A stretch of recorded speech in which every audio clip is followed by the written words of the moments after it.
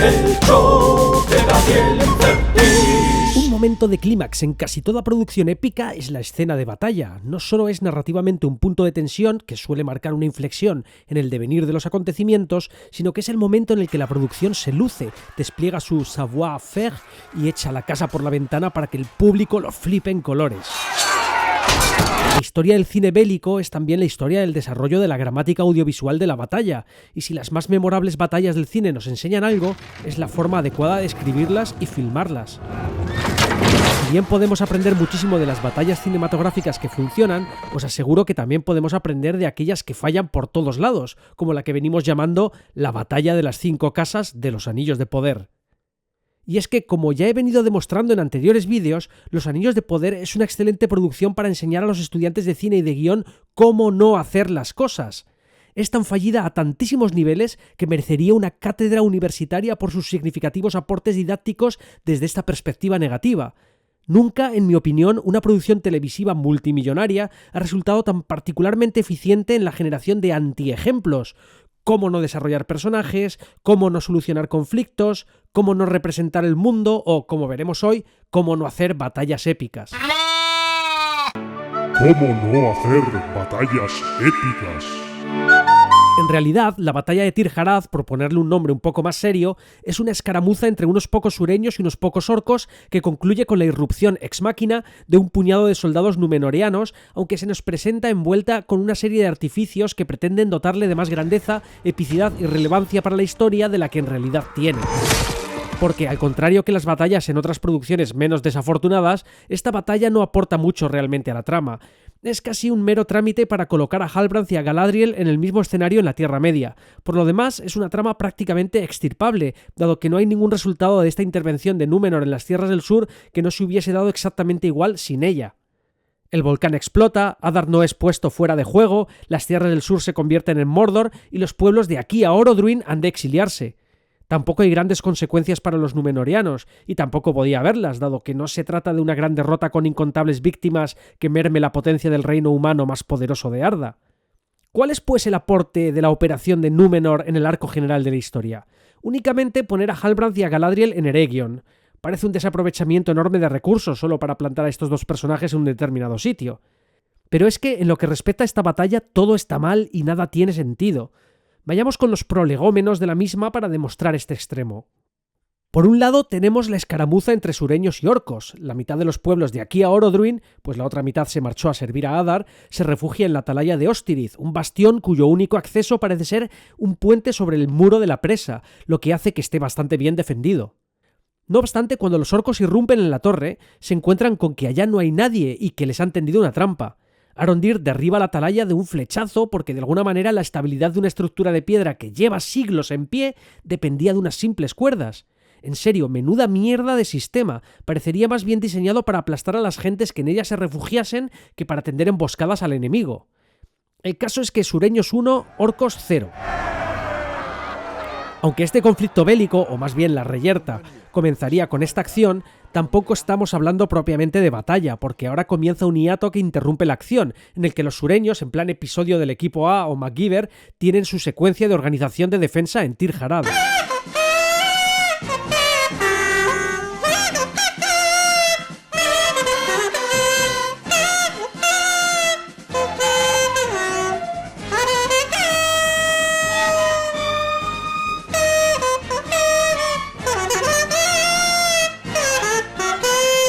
Pero, ¿por qué abandonan la atalaya, un lugar bien defendido con un acceso muy problemático para el enemigo, para acabar parapetándose en una aldea sin ningún tipo de defensa abordable desde todos los flancos? Our position gives us an advantage.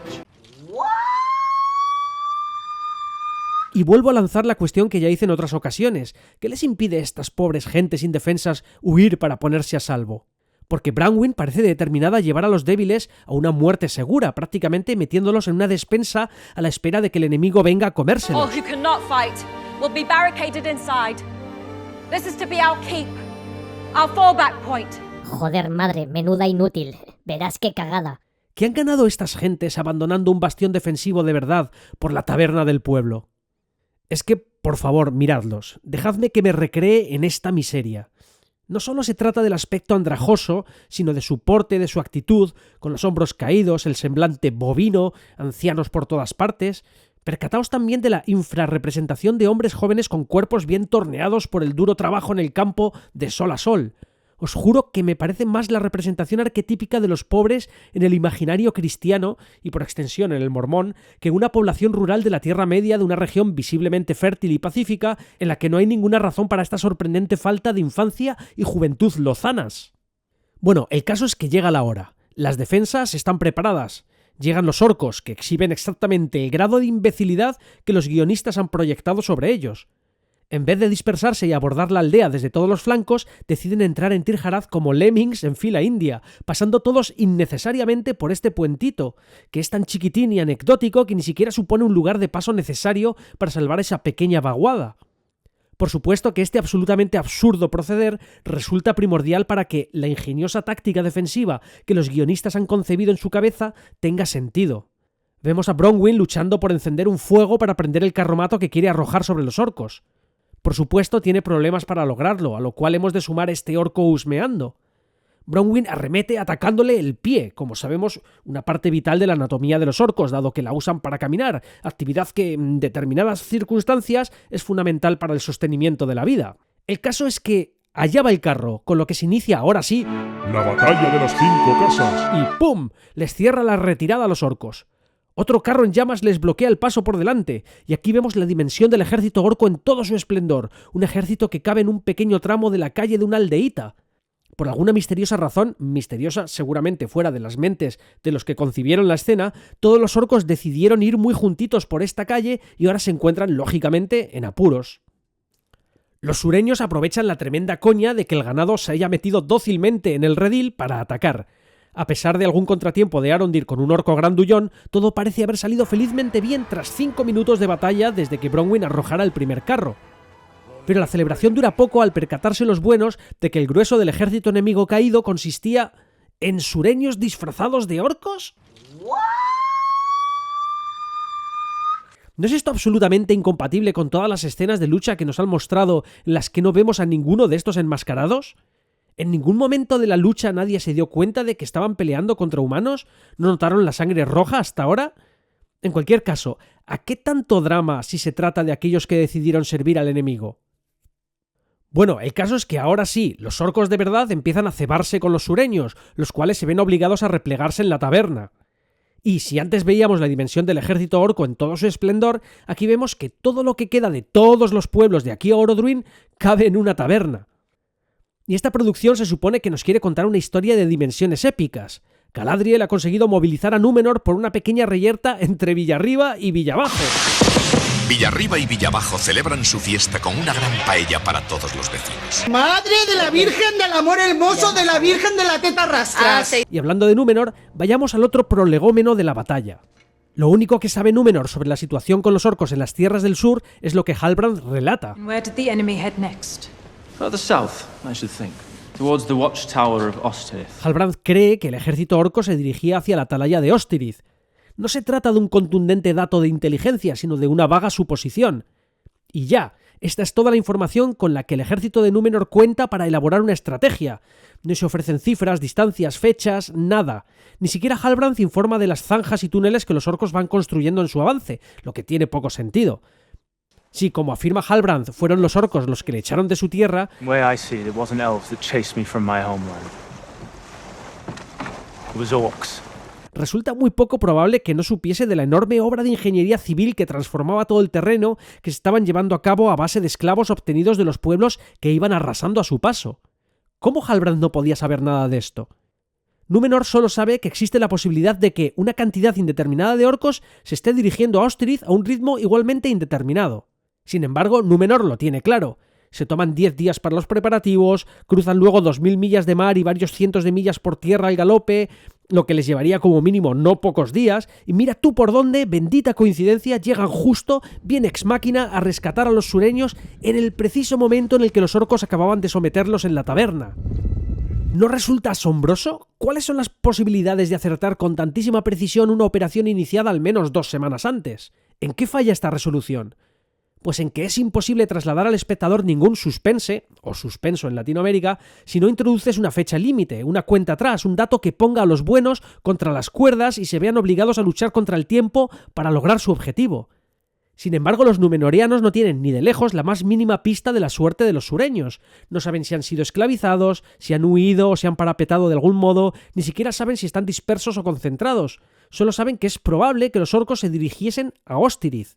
Y aún así, la armadura de guión ni siquiera busca disimular el proverbial rescate ex machina, como si toda la operación hubiese sido con ese único dato enclenque, milimétricamente confeccionada para producir la coincidencia en el tiempo entre el momento más desesperado de los sureños y la llegada del ejército salvador. A los guionistas solo les queda confiar en que el espectador se trague esta asombrosa coincidencia y que perciba el apuro que están pasando los sureños como una cuenta atrás impuesta al ejército de Númenor. Pero es imposible tragarse esto porque no se establece ninguna conexión entre ambos grupos, más allá de una mucho más que improbable coincidencia.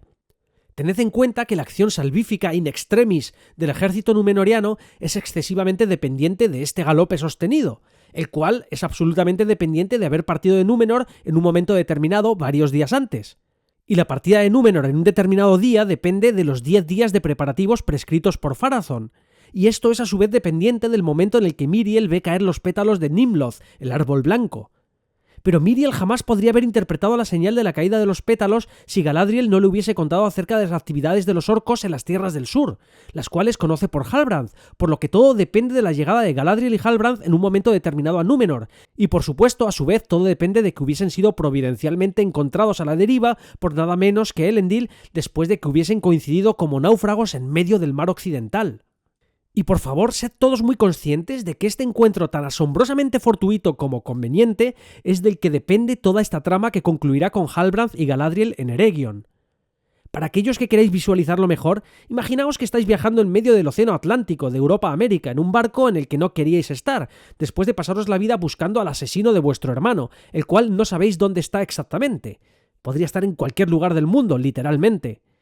Entonces, cuando estás llegando a tu destino, te tiras al agua, recordemos, en medio del puto océano Atlántico, en medio de su inmensidad, y te pones a nadar de vuelta a Europa, prácticamente desde el lugar más alejado posible, que es la costa opuesta. Obviamente, esto es de por sí ya una estupidez, no importa lo elfo que seas. Y ahora imagina que al rato encuentras a unos náufragos en una balsa. ¿Cuál es la probabilidad de estar nadando en medio de la inmensidad del vasto océano y encontrar otros náufragos? Pero ahora intenta imaginar, si puedes ya, que uno de esos náufragos resulta ser la persona a la que llevabas toda tu vida persiguiendo y que es el único que sobrevive de entre todos esos náufragos al ataque de un monstruo marino.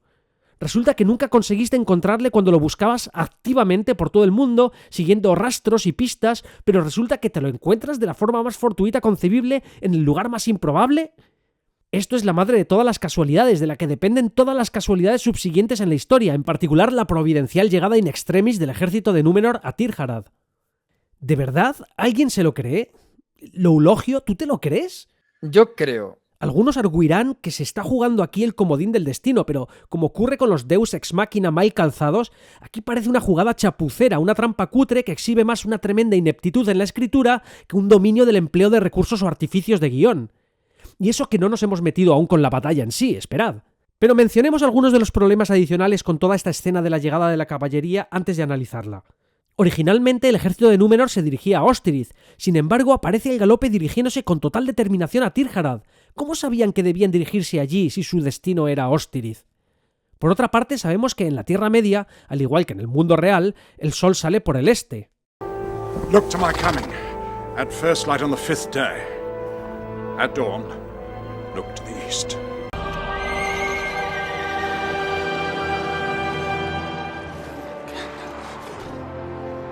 También sabemos que el ejército de Númenor llega al amanecer desde el oeste. Sin embargo, tienen el sol a sus espaldas. Esta producción es tan torpe también en lo que respecta a la construcción del mundo que hace salir el sol por el poniente y se quedan tan anchos. Nuestro ejército amado es tan potente que hace salir el sol por el poniente. Estoy seguro de que querían emular la llegada de Gandalf con los Rohirrim al amanecer del 5.º día, pero ignoraron absolutamente la geografía básica, algo que quizá puedas hacer en fantasía genérica, pero que es una cagada cuando estás cubriendo a Tolkien. También podemos apuntar aquí la abismal diferencia que hay en la concepción de ambas escenas, siendo las dos buenos ejemplos de Deus Ex Machina. Pero uno de ellos es un deus ex machina elegantemente elaborado, que realza la epicidad de la escena, y el otro básicamente destruye toda la credibilidad del conjunto, como ya hemos contado antes. La llegada de Gandalf con los Rohirrim funciona también porque es una gran anticipación hecha a la perfección. Gandalf le dice a Aragorn en pantalla: «Espera mi llegada con la primera luz del quinto día. Al amanecer, mira hacia el este». Aragorn, y por tanto el público, sabe que Gandalf regresará para ayudar a los sitiados. La tensión no es ¿pueden los defensores del abismo de Helm derrotar a los orcos? Porque sabemos que no pueden, sino ¿acudirán los Rohirrim a la llamada? ¿Y podrá resistir la defensa hasta que llegue la ayuda? Así, los Rohirrim son los Deus Ex Machina, no Gandalf. A Gandalf ya lo esperábamos gracias a la anticipación, pero ¿los jinetes? No, Gandalf podría haber aparecido con las águilas o haberse presentado solo con algún tipo de solución alternativa para los sitiados en el abismo de Helm, e incluso llegar demasiado tarde. Pero no, trajo a tiempo a la caballería. Además, hay una consecución lógica conectada entre el mensaje de Gandalf, que se traduce en una expectativa para Aragorn y por extensión para el público, y la consumación del mensaje, que es la llegada de Gandalf con los Rohirrim. Sin embargo, en los Anillos de Poder no existe ninguna conexión entre la desesperada situación de los sureños y la providencial llegada de la caballería de Númenor. Ni aquellos les esperaban, ni estos tenían un deadline para cumplir su misión. La conjunción de ambas líneas, el encuentro entre los númenorianos y los sureños, se siente así excesivamente casual, demasiado conveniente y por lo tanto poco elegante, especialmente en las condiciones que hemos descrito. Bueno, otro de los problemas con la resolución de la gran batalla épica de la temporada, el momento de la llegada de la caballería, es que dura unos 3 minutos. Sí, señores, 3 minutazos. Pero lo peor es que este choque de contendientes no comienza ni termina, ni siquiera hay propiamente un choque. Me explico, con lo de que no comienza me refiero más al hecho de que no hay una elaboración de la tensión que nos lleve a la sensación de que se está llegando a un clímax con la llegada del ejército. No vemos en ningún momento ningún plan, ninguna discusión sobre la estrategia, ninguna preparación, no vemos la duda y el miedo en los soldados, no sentimos que nada pueda salir mal, no hay un silencio reflexivo, no hay un discurso motivacional. Ni siquiera hay una llegada a Ostiriz para encontrarla abandonada y con la torre derruida, lo que generaría una valiosa incertidumbre, lo que respeta al suspense en los númenorianos. Aquí la batalla es un fade-in, en el que el ejército de Númenor va llegando al galope desde vete a saber qué lejanas distancias, con absoluta seguridad y determinación, y comienza a hacer contacto con los orcos e intercambiar unos cuantos espadazos para, unos 3 minutos después, desviarse toda la atención sobre la persecución de Galadriel y Halbrand a Adar, tras lo cual la batalla se nos presenta como terminada, sin que hayamos presenciado su final ni visto nada épico en la victoria. Se trata de uno de los momentos más anticlimáticos de la temporada, un gatillazo de categoría. Después de 5 capítulos bastante parcos en acción, llega el sexto en el que se nos embute en unos minutos un ejército cruzando medio Arda, escaramuzas entre orcos y sureños, una batalla con el ejército de Númenor y la erupción de un volcán. Pues normal, esto es como no haber bebido ni una cerveza en tu vida y de golpe mamarte medio bar y luego pretender cumplir en la cama. Pero dejadme insistir, esta batalla ni comienza ni termina, fade in, fade out. No hay tampoco una gran celebración de victoria, porque no hay un momento de la victoria. Recordemos, en mitad del fragor, entre comillas, de la batalla, el foco de la acción se desvía totalmente a la huida de Adar. Los espectadores nos quedamos preguntándonos qué pasará en Tir Jarad. ¿Ganará Númenor o los orcos? Pero eso da igual, porque la serie trata la batalla como otro recurso para usar superficialmente. De hecho, a la persecución de Adar le dedica también 3 minutos, exactamente la misma duración que lo que se nos ha mostrado de batalla entre Númenor y los orcos. Y después de la captura de Adar, no volvemos a la batalla, a presenciar quizá algún momento en el que las cosas se pongan feas para, después, asistir a una remontada épica y un glorioso final. No, ¿qué va? En vez de eso, se nos devuelve a esta escena. En 4 planos, 1, 2, 3, 4.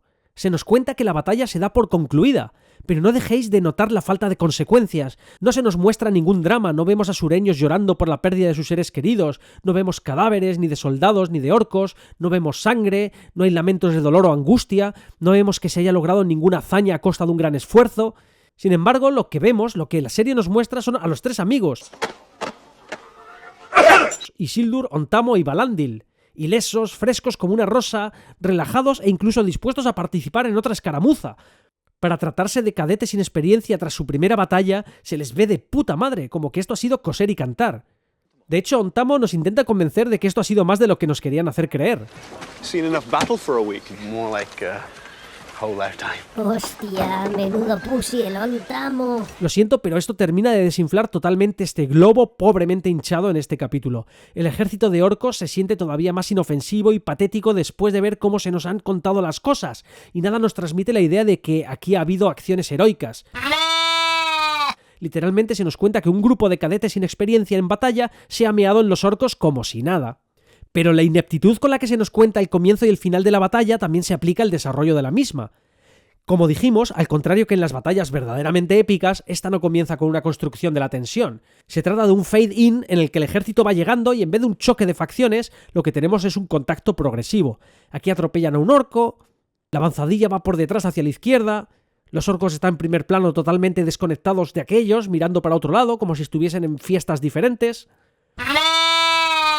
Y atención, ¿de dónde sacan esta cadena? Iban cabalgando por ahí millas y millas con varios metros de cadena, que, por cierto, los FX aquí también son un poco reguleras, con la cadena desapareciendo mágicamente de un fotograma al siguiente. Orcos que explotan al contacto de las espadas. Vemos que ahora el sentido de avance general es de derecha a izquierda, pero cambia el eje y ahora los númenóreanos van de izquierda a derecha.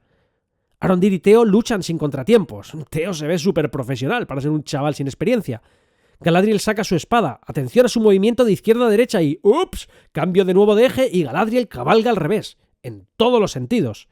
Explota otro orco. Que por cierto, no me cansaré de subrayar lo increíblemente cutre que es esta escenita.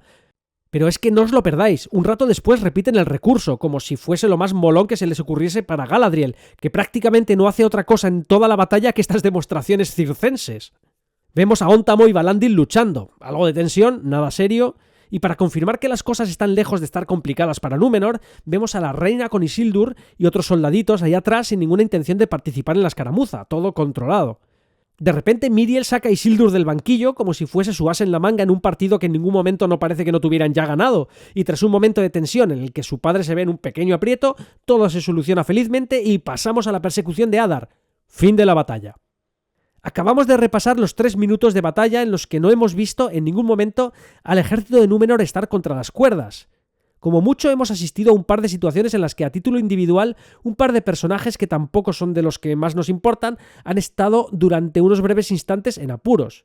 Tampoco hemos visto heridos entre las tropas de Númenor y tampoco hemos visto gore. Y no, orcos explotando en gelatina negra al mero contacto de espadas no es lo que yo llamaría gore. Tanto jugar con el gore mal calzado en otras escenas y en la que realmente debería haber sangre, ¿os rajáis? ¿Queréis ver los 7 planos en los que se ve sangre roja?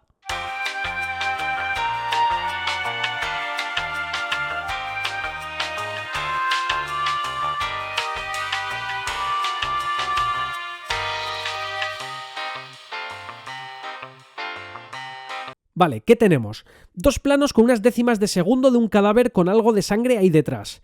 3 planos con la misma mancha de sangre en una pared. Un plano en el que se ve una espada de un orco ensangrentada. Y por último un plano en el que se muestra la única herida que vemos verdaderamente a un orco infligir a un númenoriano, pero no a un soldado, sino a un caballo númenoriano. Os lo juro, en toda la batalla no veréis a ningún orco hacer el más mínimo rasguño con su arma a nadie, salvo este tajo a un caballo de atrezo. Y bueno, con todos los personajes principales y secundarios absolutamente ilesos o maravillosamente recuperados de las graves heridas que recibieron un ratito antes, todo termina con un relajado picnic. Pero no, en un inesperado giro de los acontecimientos, en menos de 4 minutos desde que Waldreg, el tabernero stripper de Tir Jarad, abre el grifo de la presa, explota el volcán Orodruin, que resulta que estaba ahí todo el tiempo, muy cerquita de Tir Jarad. Daos cuenta de cómo también la montaña del destino se nos introduce como un elemento sorpresa, vía rectal y sin ninguna anticipación ni vaselina. En este capítulo, en pocos minutos te ves obligado a tragarte la aparición de un volcán en erupción, nada menos, que sale de la nada, a menos que estuvieses muy puesto en el lore. Pero una serie no debería jamás hacer depender su narración del conocimiento previo que los espectadores tengan acerca del material original. Así, si nos atenemos estrictamente a lo que la serie nos cuenta y muestra, de golpe y sin vaselina, como digo, aparece un volcán que entra en erupción antes de que puedas haber terminado de asimilar este nuevo elemento de la trama. Como conclusión, estamos ante un episodio que pone de manifiesto de forma muy contundente no solo la inexperiencia, sino la ineptitud de los creadores de la serie en el ejercicio de la escritura. En un solo capítulo, después de un desarrollo de temporada bastante muermo, se concentra la acción en eventos que implican escalas espaciales y temporales muy grandes, pero que se solucionan en la pantalla en cuestión de pocos minutos, afectando negativamente a la dimensión épica prescriptiva en una narración de fantasía inspirada en la obra de Tolkien. Las brutales elipsis temporales no se acompañan con recursos dilatadores del tiempo y el espacio que nos ayuden a entender la vastedad de la Tierra Media y la escala de los acontecimientos narrados. Las coincidencias asombrosas tampoco ayudan en nada a expresar este aspecto, al igual que la aparición prácticamente repentina de nada menos que un volcán en erupción, que genera, en menos de 4 minutos, consecuencias dramáticas absolutamente determinantes en la continuación de la trama. Y en maridaje perfecto con esta torpe desatención a la dimensión épica, tenemos un mini ejército de Númenor que más parece una patrulla, unos cuantos pueblerinos que caben en la taberna del pueblo, y un puñado de orcos enclenques que explotan en un pingajo de gelatina negra al contacto de las armas enemigas, embarcados en una pequeña refriega de pueblo, todo en el contexto de lo que con toda seguridad pretendía ser la batalla épica de la temporada, pero que ha resultado ser una de las escenas bélicas más bochornosas de la historia de la televisión de alto presupuesto. ¿Tú qué opinas de verdad, Loulogio? Pues me ha gustado. Me cuesta mucho ponerle menos que un notable a la serie. Le pondría un 7,5. Para finalizar, vayamos con unas cuantas comparaciones odiosas. Comparaciones odiosas. La serie Outlander, con un presupuesto casi 20 veces inferior al de Los Anillos de Poder, menos de 5 millones de dólares por episodio, en comparación a los casi 90 millones por episodio en Los Anillos de Poder, tiene escenas de batalla mucho mejor elaboradas en todos los sentidos. Por no hablar de Vikingos, con un presupuesto de entre 4 millones de dólares por episodio en la primera temporada a 8 millones en la última, siendo todavía 10 veces más económica que Los Anillos de Poder. Vikingos nos ofrece batallas realmente bien armadas, que se sienten poderosas y épicas. ¿O qué me decís de esta batalla de la primera temporada de The Witcher? La serie tuvo por episodio algo menos del presupuesto que Los Anillos de Poder, pero mirad qué bien ejecutado está esto.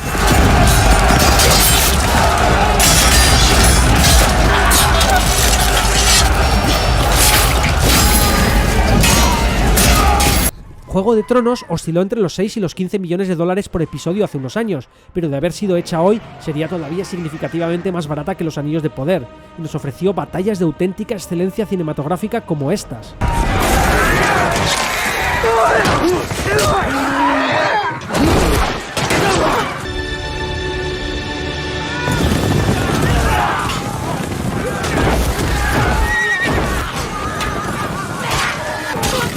Al lado de estos ejemplos, uno se pregunta cómo es posible que una serie con un presupuesto tan brutal como 90 millones de dólares por episodio apuntase tan bajo y ofreciese un resultado tan mediocre y bochornoso. Este tema candente todavía no lo he tratado en el canal, pero prometo cubrirlo en profundidad en un próximo vídeo, por lo que te invito a que te suscribas inmediatamente y actives la campana de notificaciones para no perdértelo, además de pedirte ese like de rigor, si es que te ha gustado el vídeo, algo que supongo si has llegado hasta aquí. Como siempre, gracias especiales a mis Pain Lovers, los miembros del canal, sin los cuales este contenido no sería posible, no solo por su ayuda económica, sino por orientarme y darme ideas excelentes en los directos privados para miembros que hago cada vez que escribo y edito un nuevo vídeo. Si tú también quieres acceder a contenido exclusivo y preestrenos de mi canal, además de echarme un cable para poder dedicar más tiempo a esto y mejorar mi contenido, te invito a que te unas al canal pulsando en el botón unirme y eligiendo tu nivel. Venga, hasta la próxima. ¡Chao! El show de Gabriel.